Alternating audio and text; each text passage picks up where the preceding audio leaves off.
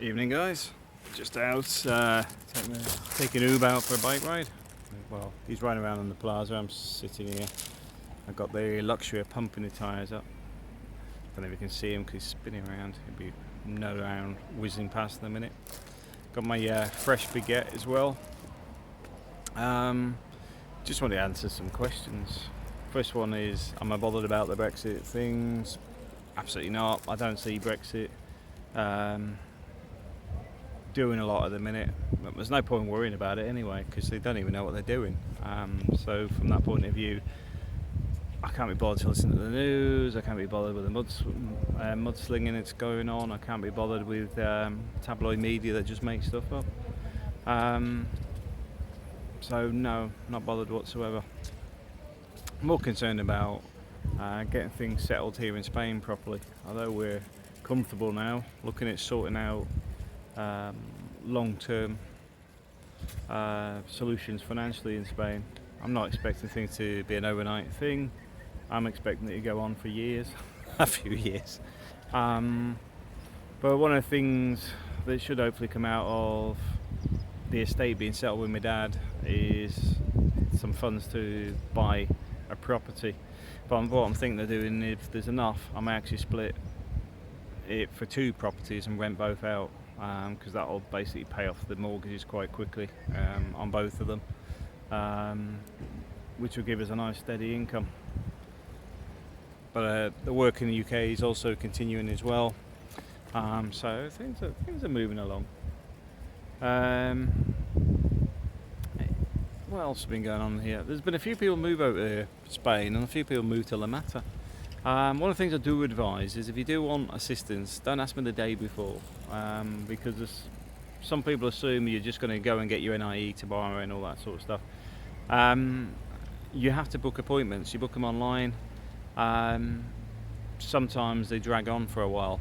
And one of the things you've got to watch on websites, when they say we guarantee we'll book your appointment tomorrow, bear in mind they're talking about booking the appointment, not that you'll get the appointment next day. So basically they could say, I will book your appointment today, which they have done, but your appointment's in March. So bear that in mind. It's not as it sounds sometimes. Yes, we're doing NIEs, yes, we're doing the padrons, yes, we're doing helping with people with the SIP cards, getting into schools, getting people's paperwork in order. I do expect we'll be doing a lot more of that. That's going to be mainly April doing it. When I say we, that's the royal we, in the sense of I put it on YouTube and my wife deals with it, simply because she's fluent in Spanish. But also she's already familiar with a lot of the paperwork already. She's done it both for people coming within Europe and people from outside. The most interesting one was one of our friends who's actually Spanish by default. No, he's Spanish by birth, but he doesn't speak Spanish, and he's having a real job getting them to accept that he's Spanish, because officially and legally he is Spanish, but they just wouldn't accept it. It took a bit of arguing. It took his agent to go in from the property he's renting to deal with it, because they wouldn't accept some of the property information, and they were just being awkward. One thing I will say is sometimes they are just awkward for the sake of it, and they will ask for stuff that they're not legally allowed to. Well, legally you shouldn't be provided. You shouldn't be part of it, but they do it now and again, especially if you upset them. So bear that in mind. But we haven't had anybody that's not been accepted. It's just sometimes it takes longer for strange reasons. You know, they'll ask for something they shouldn't be asking for, but it's much easier just to give it to them, and then they sort of go away and do it. But it's part and parcel of it. You've got to recognise it's a different country. In the UK, it's all dot the T's. Dot the T's. Cross the T's and dot the I's. In Spain, it's more a case of bureaucracy, dragged out, rather than the time frame the UK often set on things, and then interfere in making it impossible to meet the deadlines. Here in Spain, they don't really bother with the deadlines. They're just more concerned that you've got all the right information. And they may grumble now and again, going, well, you should have done this a month ago. And you go, I've been in here 4 times already, thank you very much. And then they just sort of go quiet. But yeah, welcome to Spain. Nothing to worry about. Just part of the process, part of stuff that you end up doing sometimes. And before somebody comes and goes, oh, I never had that problem. Well, you may not have done. Sometimes it's like that, especially if you're retired, because there's not a lot of paperwork involved. But if you're working, setting up your own business, or got something they don't fully understand, it becomes a lot more technical. For example, somebody who's a widow here, and their husband was Dutch, and she's from the Philippines. There's an example of something a bit more complicated.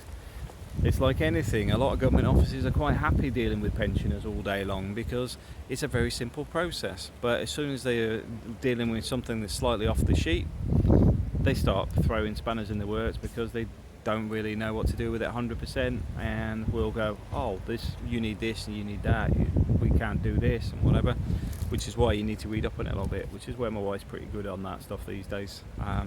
But anyway. Oh. You right, Elb? Oh, he's just had a bit of a crash. Fine. You right? Okay. Go a bit slower.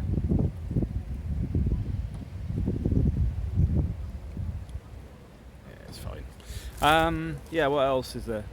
Yeah, we had somebody asked about a new water tank this week, and Igor got that fitted within a couple of days. Yeah, we do the maintenance stuff. We do most stuff, renovations, etc. I'm going to be doing my aircon course as well. I'm looking for one in Spain if they can actually speak English, and it's quite simply I couldn't do the course in Spanish. Not relating to measurements and things, it's got to be fully understood, which is why I'll need it in English. But we will be doing air conditioning as well, mainly on split systems, which are the ones you see everywhere here. Quite simply, I'm not really interested in doing the bigger stuff, not short term anyway. Also looking at getting a little van as well, so that we can... Have you just eaten Mummy's bread? Yeah, so might be getting a van as well, just to potter around with bits and pieces, going backwards and forwards when somebody needs something picked up from IKEA, a wardrobe put together, a TV moved from here, aircon dropped off or whatever. Just bits and pieces to help other people, because one of the things we do have here is an ageing population. So I don't mind helping people out where I can. The car's not ideal for it, but also with the property rentals that we manage for other people, sometimes you do need to pick up a washing machine or something else where the car's not ideal. We've had a washing machine in the car, but I think a little van would be ideal for it, for moving most stuff. But yeah, I mean, I'm still going backwards and forwards to the UK as well, so it's still pretty busy. But it's nice to be back this weekend, and I'm trying to slow down and work a little bit because it's a bit chaotic. It's an excessive amount of work to be done, and basically the job I filled, nobody had done it for a year. They just left it. So it stacked up a year's worth of work, then suddenly going, oh, the deadline's due next week. Oh, really?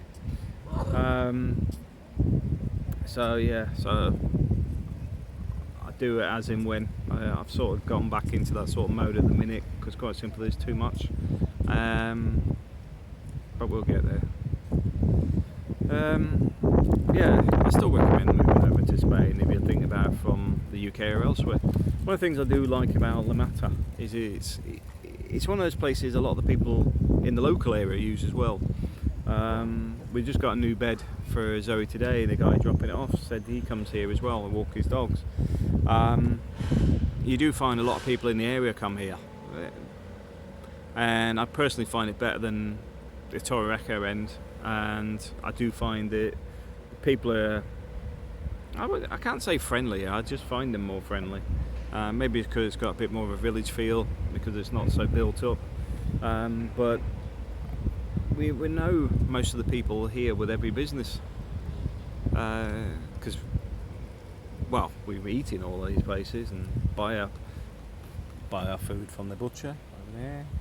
Then we've just been to the baker over here, and then we usually baker at the back as well. And you know, we do a lot of shopping in the local area, so it's got a sense of community to it, and I like that.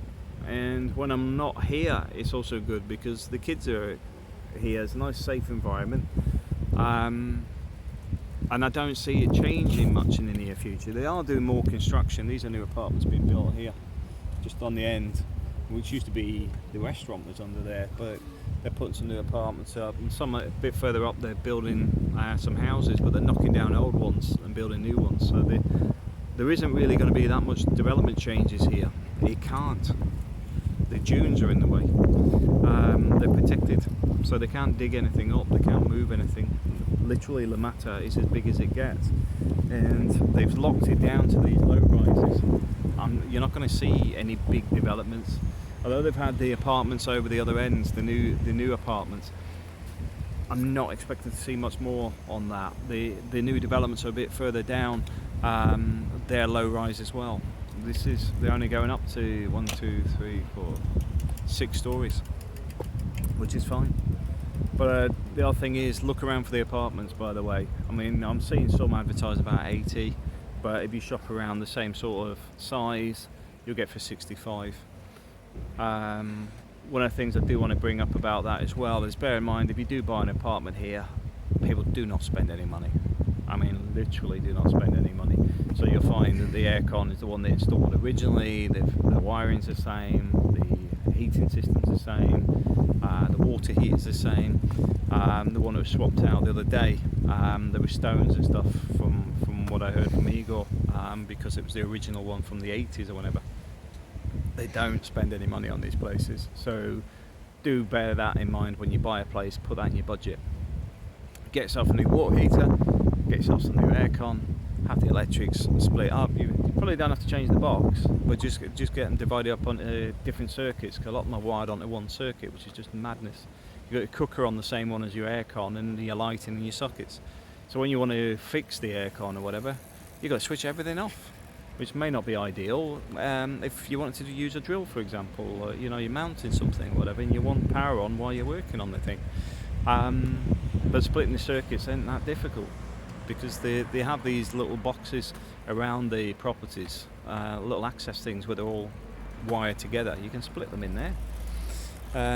So it's not complicated, not difficult, and plenty of people here cheap enough to do it. But once it's done, do it once, that's it. But I'm looking forward to seeing where this year leads, after a bad start. But things are starting to look a bit more positive. Like I said, work load at the moment is absolutely horrendous, but that'll quieten down over the year. And they do recognise that I'm sort of in Spain a lot of the time as well now, so that's another bonus. They're flexible on that, although I will have meetings in the UK regularly. As long as that all works for everybody, I can't see it being an issue.